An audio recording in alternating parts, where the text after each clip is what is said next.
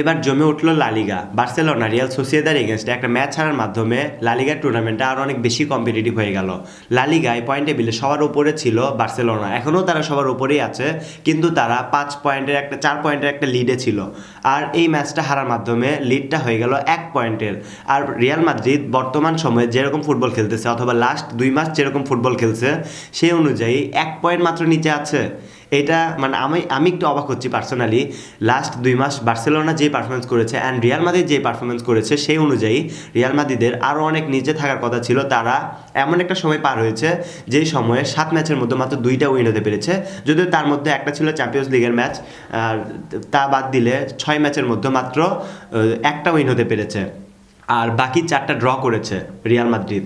আর এরকম একটা মাস পার করার পরে, এরকম 2টা মাস পার করার পরে, আর তার অপোনেন্টে বার্সেলোনা কেমন মাস পার করেছে, 11 ম্যাচে একটা ম্যাচও হারে নাই। শুধু হারে নাই বললে চলবে না, একটা ম্যাচ ড্র করে নাই। আর সেই ধারাবাহিকতাটা ভেঙে দিল রিয়াল সোসিয়েদা। 11 ম্যাচের ধারাবাহিকতাটা বন্ধ করে দিল এখানেই। আর এই জায়গা থেকে বার্সেলোনার অধপতনও শুরু হতে পারে, আবার বার্সেলোনা আবার লিডেও চলে যেতে পারে, সেটা বড় কথা না। কিন্তু লালিগায় 20 ম্যাচ পরে, রাউন্ড অফ 20 পরে রিয়াল মাদ্রিদ মাত্র 1 পয়েন্ট নিচে আছে। এটাতে আমি অনেক অবাক হচ্ছি রিয়াল মাদ্রিদ ফ্যান হিসেবে। যদিও বার্সেলোনা রিয়াল সোসিয়েদার এগেনস্টে তাদের ঘরের মাঠে হেরেছে, এতে আমি অনেক খুশি হয়েছি। আর একটা বড় কথা হচ্ছে, বার্সেলোনা 2টা ম্যাচ লালিগায় হেরেছে, সেই 2টা ম্যাচই তারা অ্যাওয়েতে খেলেছে। আর 2টা ম্যাচই তারা এই অরেঞ্জ কালার কিট পরে খেলেছে। আর এই কিট পরে খেলা অবস্থায় 2টা ম্যাচেই রাশফোর্ড গোল করেছে। 2টা ম্যাচ বার্সেলোনা হেরেছে লালিগায়, 2টাতেই রাশফোর্ড গোল করেছে।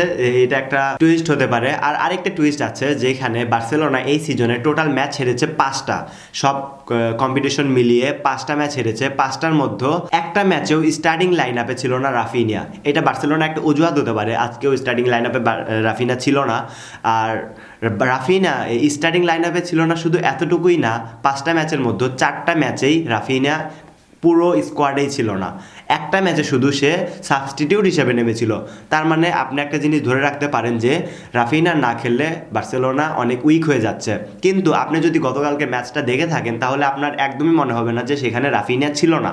রাফিনার অভাবটা কোনোভাবেই বুঝতে দেয়নি ফরওয়ার্ড লাইনের প্রত্যেকটা প্লেয়ার উইথ পেদ্রির, তারপরে Lamine Yamal, Fran Torres, Fermin Lopez, আরও যে প্লেয়ারগুলো আছে, তারা কেউ কিন্তু এই অভাবটা বুঝতে দেয় নাই।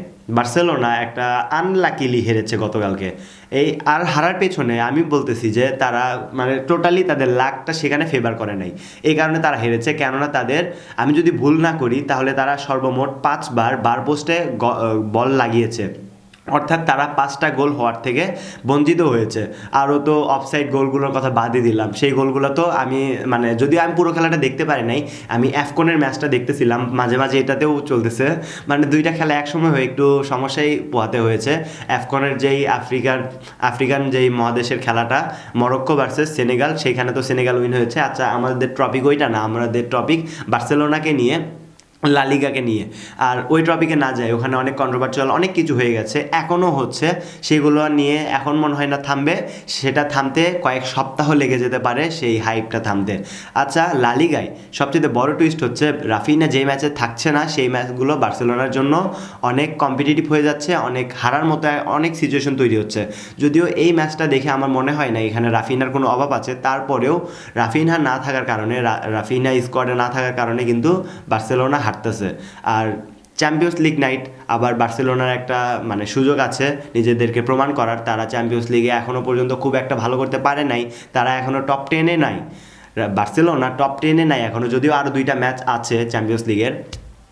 এই 2টা ম্যাচের আগে দেখা যাক বার্সেলোনা নিজেদেরকে কোন পজিশনে নিতে পারে, তারা কি টপ 8-এ আসতে পারে কি পারে না। কেননা টপ 8 তো সরাসরি রাউন্ড অফ 16-এ যাবে, আর টপ 9 থেকে 24 পর্যন্ত তারা প্লে অফস খেলবে। আর 24-এর নিচে যারা আছে তারা একদম এলিমিনেট হয়ে যাবে। এইটা হচ্ছে বর্তমান সময়ে চ্যাম্পিয়ন্স লিগের নিয়ম, আরও গত বছরও সেম নিয়মেই ছিল।